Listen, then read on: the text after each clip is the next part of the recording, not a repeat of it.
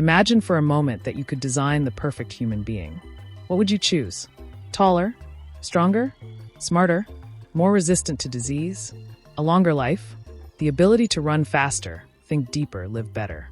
And now imagine someone told you that this superior version of humanity already exists. That somewhere on Earth, there is a group of people who are stronger, faster, healthier, and more intelligent than everyone else. Would you believe them? The idea of a superior human race is as old as civilization itself. Kings claimed divine blood. Empires declared themselves chosen. Armies marched under the belief that they were biologically destined to rule. And in the modern world, the idea has not disappeared. It has simply changed clothes. Instead of crowns and gods, it now wears lab coats, statistics, and genetic studies.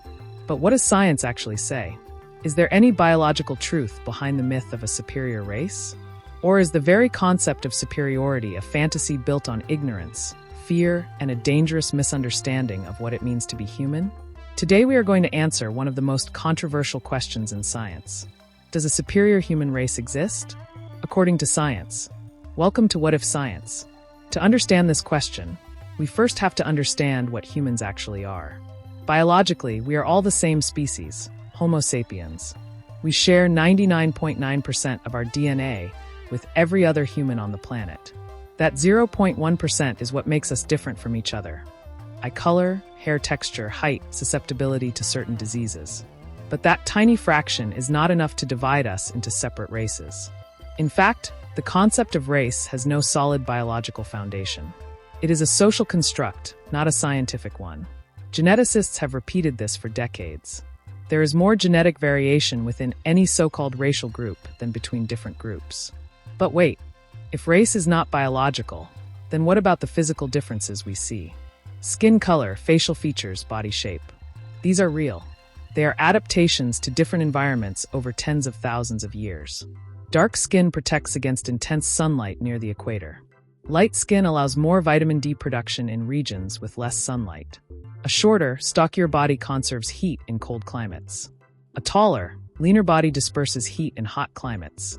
These are not signs of superiority or inferiority. They are simply different solutions to different environmental challenges. Now, here is where the question becomes more interesting. If we are all the same species with the same fundamental biology, are there groups of people who perform better in certain specific things? Yes, but that is not the same as being superior. It simply means that evolution has shaped different populations for different tasks. For example, some populations in the highlands of Tibet, Nepal, and the Andes have genetic adaptations that allow them to live and work at high altitudes with less oxygen. Their bodies use oxygen more efficiently, and they are less likely to develop altitude sickness. In that environment, they are exceptional. But bring them to sea level, and their advantage disappears. They are not superior. They are adapted. Some West African and East African populations have a higher proportion of fast-twitch muscle fibers, which makes them exceptional sprinters and long-distance runners. In world-class athletics, they dominate certain events. But again, this is not racial superiority. It is the result of a complex mix of genetics, environment, culture, training, and opportunity. There are populations in the Arctic, like the Inuit, who have genetic adaptations for a diet rich in fat and protein, and for surviving in extreme cold. They are perfectly adapted to their world. But that does not make them superior to anyone else. It just makes them different. And what about intelligence? This is where the myth of superiority becomes truly dangerous. For centuries, people have tried to prove that one group is more intelligent than another. They have used flawed tests, biased studies, and pseudoscience to justify discrimination, slavery, and genocide. And every single time, the science has collapsed under scrutiny. Modern intelligence tests are deeply influenced by education, culture, language, and socioeconomic opportunity. A child who grows up in poverty, without access to good nutrition or education, will score lower on an IQ test than a child who grows up with every advantage. But that is not a measure of innate intelligence. It is a measure of opportunity. There is no scientific evidence that any ethnic or racial group is inherently more intelligent than another. When you control for education, nutrition, and environment, the differences disappear. Intelligence, like almost every human trait, is a product of genes and environment interacting in ways we are only beginning to understand. But let's take the question one step further. What if we could create a superior human? not through race or ethnicity, but through genetic engineering. What if we could edit the human genome to eliminate diseases, enhance intelligence, increase strength, and extend life? That is no longer science fiction.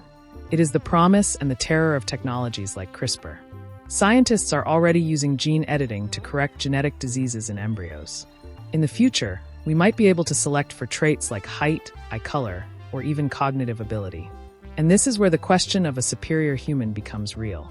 Not as a race, but as a class. A genetic divide between those who can afford to enhance their children and those who cannot.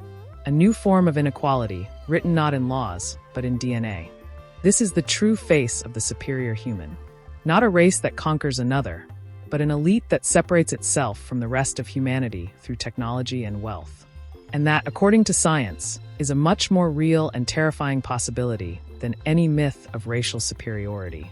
But there is a deeper truth that science reveals. The greatest strength of the human species is not in any single trait or any single population. It is in our diversity. The fact that we are all slightly different is what makes us resilient. It is what allowed our ancestors to spread across the planet, adapting to every environment on Earth. If we were all genetically identical, a single disease, a single climate shift, a single environmental catastrophe could wipe us out. Diversity is not our weakness. It is our greatest biological asset. And the moment we start believing that one group is superior to another, we begin to destroy the very thing that makes us strong. So, does a superior human race exist? According to science, no. There are no superior races, only different adaptations.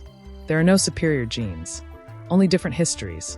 There is no single ideal human, only a magnificent spectrum of human variation.